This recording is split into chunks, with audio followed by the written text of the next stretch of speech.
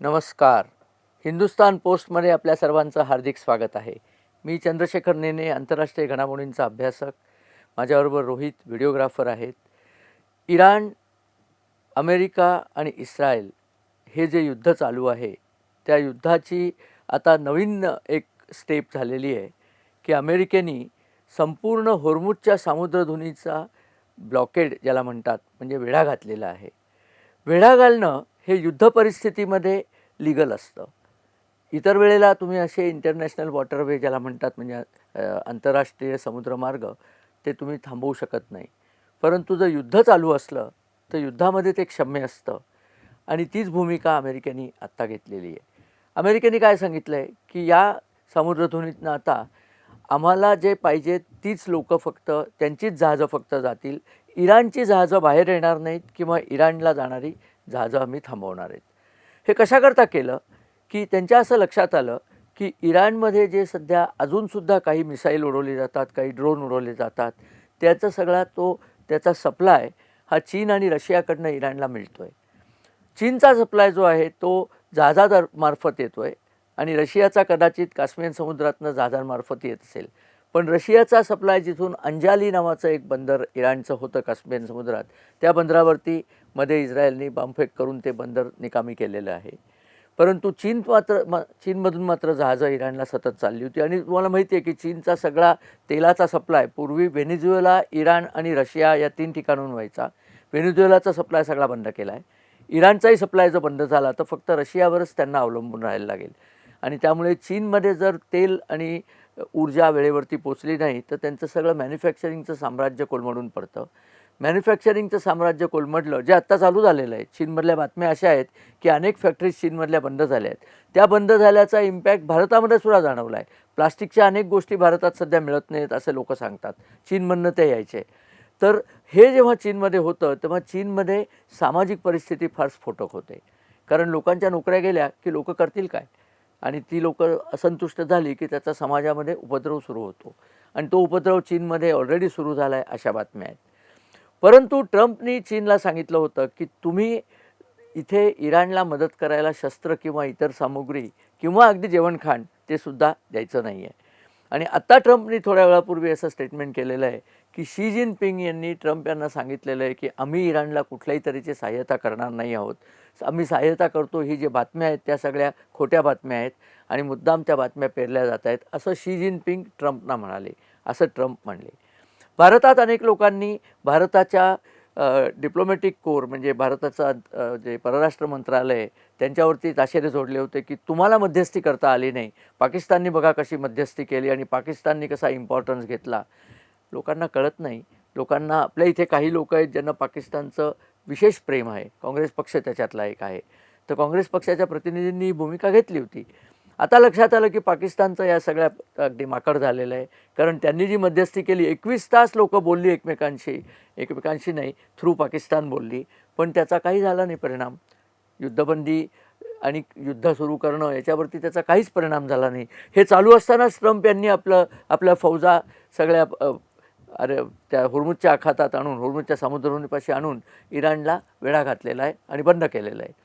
आणि नुसतं तेवढं नाही, इराणी लोकांनी त्यांच्या मिसाईल्सनी इकडच्या जहाजांना, येणाऱ्या जाणाऱ्या जहाजांना कुठल्याही तऱ्हेचा त्रास देऊ नये म्हणून त्या मिसाईलच्या ज्या गुहांमध्ये त्यांनी लावलेली होती त्या मिसाईलवरती अमेरिकेने GBI-72 हे त्यांचं सर्वात पॉवरफुल बॉम्ब जो आहे, जो जवळजवळ 2 टन वजनाचा बॉम्ब आहे, तो बॉम्ब टाकून त्यांनी त्या सगळ्या गुहा बंद केल्या आहेत.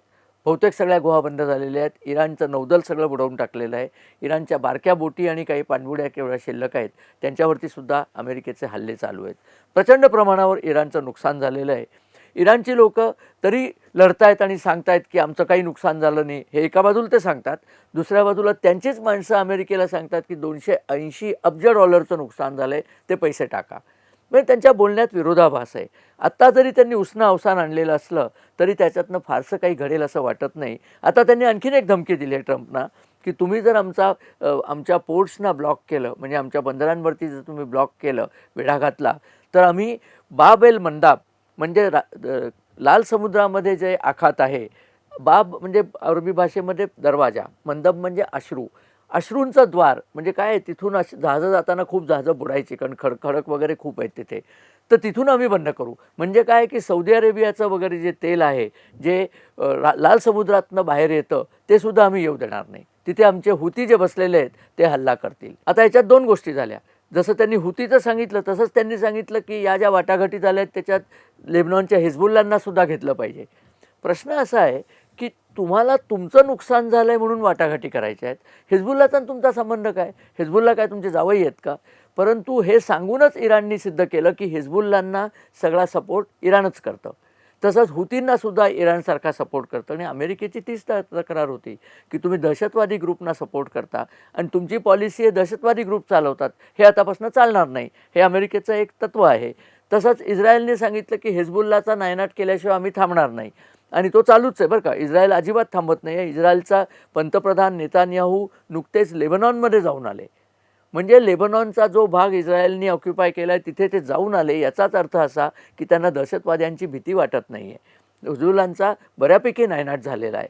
आता इस्रायलने काय भूमिका घेतली आहे की आम्हाला लेबनॉनच्या सरकारशी वाटाघाटी करायच्या आहेत. आम्हाला हिजबुल्लाचा काही संबंध नाही. हिजबुल्ला दहशतवादी गट आहे, त्याच्याशी कसल्या वाटाघाटी करायच्या. उद्या भारत पाकिस्तान वाटाघाटी जर झाल्या तर आपण काही ती पाकिस्तानमधले जैश ए मोहम्मद त्यांच्याशी करणार नाही आहोत किंवा हाफिज सईदशी करणार नाही आहोत, मसूद अझहरशी करणार नाही आहोत. आपण केलं तर ते पाकिस्तानच्या अधिकृत सरकारशी करू. इराणचं म्हणणं तुम्ही हिजबुल्लाशी सुद्धा वाटाघाटी करा, ते त्यांनी नाही सांगितलेलं आहे. इराण सध्या उष्ण अवसान जरी आणलेलं असलं तरी इराणी सरकार आणि IRGC म्हणजे इराणी रिपब्लिकन गार्ड कोर म्हणजे त्यांचे कट्टर सैनिक जे आहेत त्या दोघांमध्ये सध्या विसंवाद आहे. IRGCला लढाई चालू ठेवायची आहे, सरकारला लढाई बंद करायची आहे, कारण इराण अनेक झेलू शकेल असं नाही आहे. खूप नुकसान झालं आहे.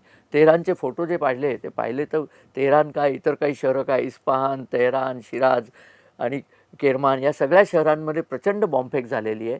प्रचंड नुकसान झालं आहे. लोकांना राहणं कठीण होत चाललं आहे.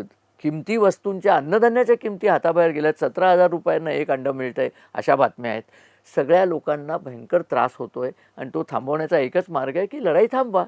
असं म्हणतात की पाकिस्तानात ज्या वाटाघाटी झाल्या त्याच्यात 5 वर्षाकरता तरी तुम्ही अणुबॉम्ब बनवू नका इथपर्यंत सहमती झाली होती. पण ट्रम्प यांनी सांगितलं आहे 5 वर्ष वगैरे काही नाही, तुम्ही अणुबॉम्ब बनवायचाच नाही आहे. कारण अणुबॉम्ब नसताना इराण एवढी दादागिरी करतो आहे. अणुबॉम्ब हातात आल्यानंतर तर तो थांबायचाच नाही. त्यामुळे अणुबॉम्ब बनवायचा नाही आहे, ही भूमिका आहे. आणि जे लोक भारताने याच्यात भाग का घेतला नाही म्हणून रडारड करत होते त्यांना चपराक अशी बसली की डोनाल्ड ट्रम्प यांनी 40 मिनटं मोदींना फोन करून मोदींशी चर्चा केलेली आहे. लक्षात ठेवा, फोन मोदींनी केलेला नाही आहे, ट्रम्प यांनी मोदींना फोन केला. आणि त्याच्यात काय गोष्टी झाल्या या सगळ्या गोष्टी बाहेर येत नाहीत. पण सर्जिओ गोर जे अमेरिकेचे राजदूत आहेत त्यांनी त्याच्यात सांगितलं की ट्रम्प यांनी सांगितलं आहे की भारत हा आमचा कायमचा मित्र आहे, भारताशी आमचं काहीही भांडण नाही आहे.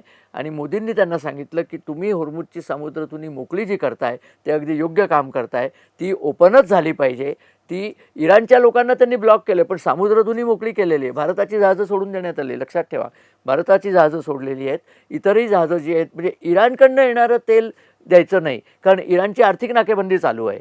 पण इतर जे Saudi Arabia, Kuwait, Bahrain, Qatar यांचा जो माल आहे, माल म्हणजे तेल आणि गॅस, तो त्यांनी सोडायला सुरुवात केली आहे. त्यामुळे भारताकरता या गोष्टी चांगल्या आहेत. भारताला या गोष्टींचा पुरवठा होणार आहे, भारतात टंचाई होणार नाही. जर हे असंच चालू राहिलं तर इराणनी जर हुतींना वापरून लाल सीवरती हल्ला केला, रेड सीवरती हल्ला केला तर मात्र अमेरिका हुतींचा सुद्धा नायनाट केल्याशिवाय राहणार नाही.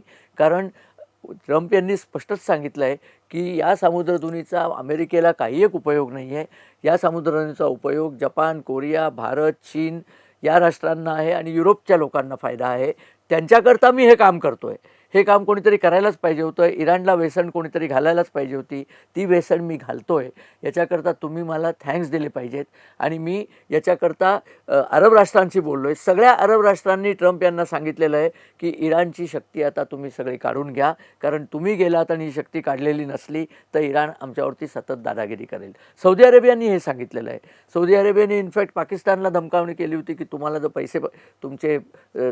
जर पैसे हवे असले तर तुम्ही तुमचं सैन्य आणि विमानं आमच्या इथे आणून ठेवा. उद्या इराणवरती हल्ला करायचा झाला तर तुमचं सैन्य वापरण्यात येणार आहे. पाकिस्तानने 13,000चं सैन्य आणि 17 त्यांची फायटर प्लेन्स सौदी अरेबियाच्या अब्दुल अझीज एअरबेसवर आणून ठेवलेली आहेत. आता काय झालं आहे की पाकिस्तानला बाजू घ्यायला लागलेली आहे. त्यामुळे ट्रम्प यांनी वाटाघाटीचा मार्ग सोडलेला नाही आहे. आता अशी बातमी आहे की याच्या पुढचा वाटाघाटीचा एक टप्पा होणार आहे आणि तो पाकिस्तानामध्ये अजिबात होणार नाही. कारण इराणी प्रतिनिधी मंडळाने सांगितलं, पाकिस्तानात आमच्यावरती जीवे मारतील अशी भीती वाटली, म्हणून हॉटेलच्या मागच्या दाराने आम्ही बाहेर पडलो आणि गुप्तपणे इराणला परत आलो. त्यामुळे पाकिस्तानवर इराणचा अजिबात विश्वास नाही आहे. अमेरिकेने एक प्रयत्न केला होता की पाकिस्तान त्यांचा चमचा आहे, त्याच्याकडनं काहीतरी काम करायचा. पण आताच्या पुढच्या वाटाघाटी कदाचित जेनेवामध्ये होतील अशा बातम्या आहेत. तिथे नाही झाल्या तर तुर्कस्तान किंवा इजिप्तमध्ये होतील. वाटाघाटी या व्हायला पाहिजेत, कारण इराणनी शरणागती समोर जरी पत्करली नाही तरी इराणनी समझोता करायला पाहिजे. कारण हे जितक्या लवकर हे थांबेल तितक्या लवकर सगळं जगच निश्वास सोडेल. कारण तेल, ऊर्जा जगाला मिळत नाही आहे, त्याचा सगळ्या जगाला त्रास होतो आहे. आणि इथे नुसत्या ऊर्जेचा प्रश्न नाही आहे. मी मागे सांगितलं होतं की याच मार्गे खत आणि सल्फरसुद्धा येतं. सल्फर आपल्याला दारुगोळा बनवायला लागतं आणि इतरही अनेक कामाकरता लागतं, केमिकलना लागतं, औषधांना लागतं. आणि खतं नॅफ्ता येतो इथनं. खत जर आत्ता मिळालं नाही, आता पेरण्या सुरू होतील पावसाळ्याच्या तोंडावरती. भारतात खताची गरज आहे, सक्त गरज आहे, सगळ्या जगातच गरज आहे. त्यामुळे माझा असा अंदाज आहे की या पुढच्या वाटाघाटींमध्ये याच्यात काहीतरी सोल्युशन निघेल आणि ते सोल्युशन निघालं तर येत्या आठवड्या 2 आठवड्यामध्ये हा सगळा प्रकार निभेल आणि होर्मुझची समुद्रधुनी पूर्णपणे मोकळी झाली आणि तिथनं Saudi Arabia, Kuwait, Qatar, Bahrain, संयुक्त अरब अमिराती यांचा माल यायला लागला तर ही सगळी एनर्जीची जी टंचाई आहे, ऊर्जा संकट आहे, त्या संकटातनं आपली मुक्तता होईल. एक छोटीशी गोष्ट आपल्याला सांगतो, कारण ही कोणी बाहेर येत नाही त्या गोष्टी. नरेंद्र मोदी सरकारने हे सगळं चालू असताना कझाकस्तानशी विशेष करार केला आहे. कझाकस्तान हा जगातला सर्वात जास्ती युरेनियम असलेला देश आहे आणि त्यांनी आपल्याला त्यांचं सगळं युरेनियम हवं तेवढं आपल्याला पाहिजे ते देण्याला मंजुरी दिलेली आहे. आणि ते युरेनियम येण्याचा मार्गही आपल्याकडे मोकळा आहे. चाबहार बंदरातनं ते येईल. चाबहार बंदर इराणनी भारताचं बंदर आहे असंच जाहीर केलेलं आहे. त्यामुळे भारतामध्ये युरेनियम पुरेसा पुरवठा असला की अणुवीज प्रकल्प आपले आत्ता 24 आहेत, ते लवकरच त्याचे 4 आणखीन ॲड होणार आहेत. तोही एक भाग भारताने केलेला आहे. वेगळ्या वेगळ्या ठिकाणून गॅसची योजना आपण केलेली आहे. अंगोलामधनं गॅस येणार आहे, कॅनडामधनं येणार आहे, ऑस्ट्रेलियामधनं येणार आहे, आफ्रिकेतल्या इतर देशांमधनं सुद्धा गॅस येणार आहे, कतारमधनं. कारण कतारचं जरी होर्मुझची समुद्रधुनी ओपन झाली तरी कतारच्या गॅस फील्डवर इराणने जे बॉम्बिंग केलं आहे ते नीट व्हायला ऑगस्ट तरी उजाडेल असं म्हणतात. त्यामुळे भारतात टंचाई होऊ नये याकरता नरेंद्र मोदी सरकार जी अपार मेहनत घेते आहे त्या मेहनतीला यश येईल. आत्ता भारताचे परराष्ट्र सचिव विक्रम मेस्री अमेरिकेमध्ये डीलिंग्स करत आहेत वेगळ्या वेगळ्या अमेरिकन कंपनींची, कारण अमेरिकेतनं सुद्धा आपल्याला तेल आणि गॅस येण्याची शक्यता आहे. एकूण परिस्थिती अशी आहे की लढाई संपण्याच्या मार्गावर आहे पण अजून संपलेली नाही आहे. इराण शरणागतीच्या मार्गावर आहे पण अजून शरणागती स्वीकारलेली नाही आहे. पण इराणचं भयंकर नुकसान झालेलं आहे. इस्रायलचं सुद्धा नुकसान झालं आहे, पण ते नुकसान ते लोक भरून काढतील. इराणचं नुकसान भरून काढायला बराच वेळ जाणार आहे. आणि आत्ता तरी इराणचे नागरिक भयंकर त्रस्त आहेत. तिथे पाणी नाही आहे, खाणं नाही आहे आणि त्यांच्या इथे पेट्रोलचं रेशनिंग लागलं आहे. इराण हा जगातला सर्वात चांगला पेट्रोल उत्पन्न करणारा देश आहे. तिथे लोकांना पेट्रोल पुरेसं मिळत नाही आहे. यावरनं लक्षात येईल देशाची परिस्थिती किती वाईट झालेली आहे.